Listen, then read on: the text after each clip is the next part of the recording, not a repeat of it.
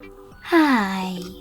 In front of me is Tecno Spark Go 2022, and today I would like to show you how you can operate vibration options on this device.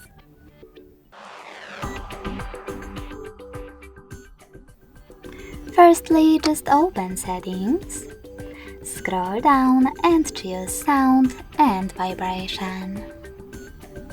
Following that, click on Vibrate Vocals and apply the best option for your incoming calls. Never vibrate, always vibrate, or vibrate first, then ring gradually. I will go with always vibrate. Then click on the back button, scroll down and choose